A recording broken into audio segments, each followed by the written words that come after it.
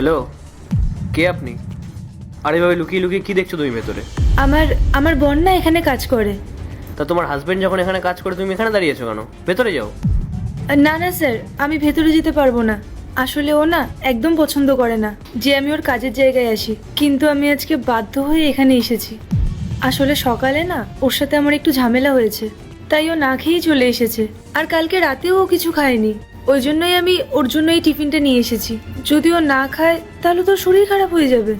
আপনি একটু এই টিফিনটা ওকে দিয়ে দেবেন। আমি না ভেতরে যাব না, না হলে ও আবার আমার উপরে রাগ করবে। কি নাম তোমার হাজবেন্ডের? ওর নাম মনোজ। আচ্ছা, মনোজের ওয়াইফ তুমি। এত দূর থেকে যখন হেঁটে এসছো তাহলে ভেতরে গিয়ে ওকে খাবারটা দিয়ে এসো না, সামনেই ওর কেবিন। না না, আমি আপনাকে বললাম না যে ও খুব রাগ করবে আমার ওপর। ও একদম পছন্দ করে না যে ওর বউ ওর কাজের জায়গায় আসুক। ও আমাকে স্পষ্টভাবে বারণ করে দিয়েছে যাতে ওর কাজের জায়গার আশেপাশেও আমাকে না দেখে। তাই আজকে যদি ও জানতে পারে যে আমি এখানে এসেছি, না জানি ও কি করবে। আপনি ওকে এই খাবারটা দিয়ে দেবেন। আমার আর এখানে কোনো কাজ নেই, আমি চলে যাচ্ছি। আরে তুমি এত কষ্ট করে এত দূর থেকে ভালোবেসে ওর জন্য খাবার বানিয়ে নিয়ে এসছো, তাহলে ওর সঙ্গে একেবারে দেখাও করে নাও না। দাঁড়াও, আমি ওকে কল করছি। না না, আপনি ফোন করবেন না, খুব খুব রাগ করবে ও। আরে কিচ্ছু বলবে না, তুমি ওর সঙ্গে দেখা করেই যাও। হ্যাঁ মনোজ, হ্যাঁ একটু বাইরে আসো তো। তোমার ওয়াইফ এসছে, তোমার জন্য লাঞ্চ নিয়ে এসছে। হ্যাঁ তাড়াতাড়ি এসো। তুমি এত চিন্তা করছো কেন? আসছে ও। ও না খুব বকবে আমাকে। আরে কিচ্ছু বলবে না, ওই তো চলেও এসছে। তুমি কি পাগল নাকি? আর আমাকে বিরক্ত করা কি তোমার অভ্যেসে দাঁড়িয়েছে? আর কি আছে ওর মধ্যে? আরে একবেলা আমি না খেলে আমার কিচ্ছু হবে না। পাগল করে দিচ্ছে এই মেয়েটা আমাকে। তোমাকে হাজারবার বলেছি আমার পেছন পেছন আসবে না। আর কতবার বলবো তোমাকে? আর কি আছে এর মধ্যে? কি এমন রান্না করেছো?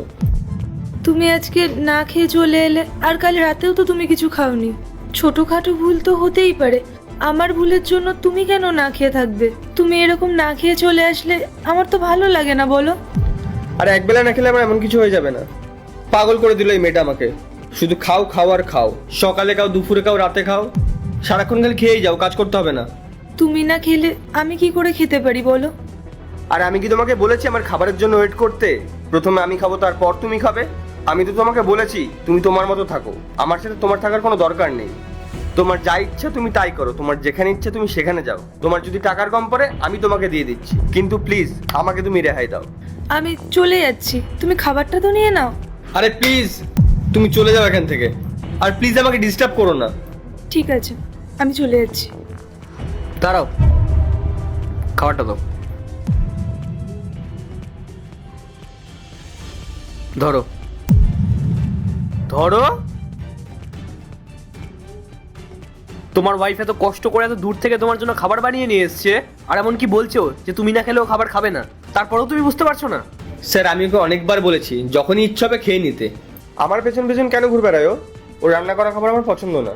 আরে ভাই, ও তোমার ওয়াইফ, তুমি না খেলেও খাবার খাবে না। আমাদের সমাজে এরকম অনেক ওয়াইফরা আছে যাদের হাজবেন্ড খাবার না খেলে তারা জল পর্যন্ত গ্রহণ করে না। আরে একটা ছোট্ট কথা তুমি বুঝতে পারছো না?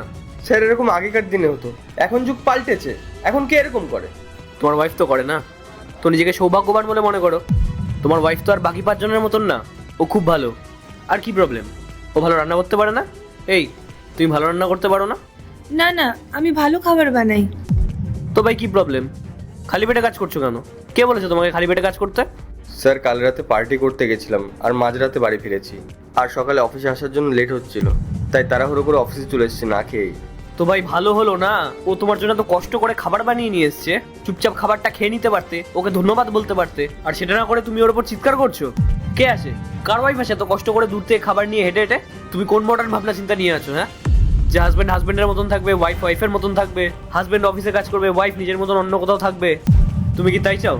হ্যাঁ, আরে নিজেকে সৌভাগ্যবান বলে মনে করো যে তুমি এরকম একটা ওয়াইফ পেয়েছো যে তোমাকে এত রেসপেক্ট দেয়, তোমাকে এত ভালোবাসে, তোমার এত খেয়াল রাখে। কি প্রবলেমটা কি তোমার? কি এসব হজম হচ্ছে না? স্যার এরকম কোনো ব্যাপার নেই, ওর আর আমার মধ্যে কোনো মিলই নেই। ও ছোটবেলা থেকে গ্রামে বড় হয়েছে আর আমি শহরে। আরে ভাবনা চিন্তা যখন মেলে না তখন মেলানোর চেষ্টা করো। দেখতে পাচ্ছ না কত ভালো একটা মেয়ে তোমাকে কত রেসপেক্ট করে? আর সেখানে আজকালকার মেয়েরা তো মুখে মুখে তর্ক করে, সেই জায়গায় তো ও তোমার অনেক রেসপেক্ট করে। মানে আর কি, আর কি চাই বলো? আর কিভাবে তোমাদের ভাবনা চিন্তা মেলে বলো, আমাকে একটু বলো শুনি। কি করে না ও তোমার জন্য? স্যার আমি শুধু ওকে এটাই বলি যে মাঝে মাঝে একটু মডার্ন জামা কাপড় পরতে, কিন্তু ও পরে না স্যার। আর যখনই আমার সাথে বেরোয় শাখা সিঁদুর গলায় মঙ্গলসূত্র এইসব পরে বের হয় স্যার। হ্যাঁ তো কি, ওর বিয়ে হয়ে গেছে, ও সিঁদুর পড়বে না, শাখাবালা পড়বে না? আরে ওর মধ্যে যে ভালো জিনিসগুলো আছে সেগুলো তোমার ভালো লাগছে না, আর তোমার মধ্যে যে খারাপ জিনিসগুলো আছে সেগুলো তোমার চোখে পড়ছে না। আরে ভাই, ও তোমার ওয়াইফ হয়, ওর সাথে এরকম বিহেভিয়ার করো না। ওকে যে তুমি এইভাবে বকাবকি করছো, কাল যদি ও তোমাকে ছেড়ে দিয়ে চলে যায় তখন বুঝতে পারবে যে ওয়াইফ কি জিনিস। বাড়ির লক্ষ্মী হয় ওরা, ওদের সঙ্গে একটু ভালোভাবে ব্যবহার করো, কিচ্ছু থাকবে না তোমার কাছে। সরি স্যার, আমার ভুল হয়ে গেছে।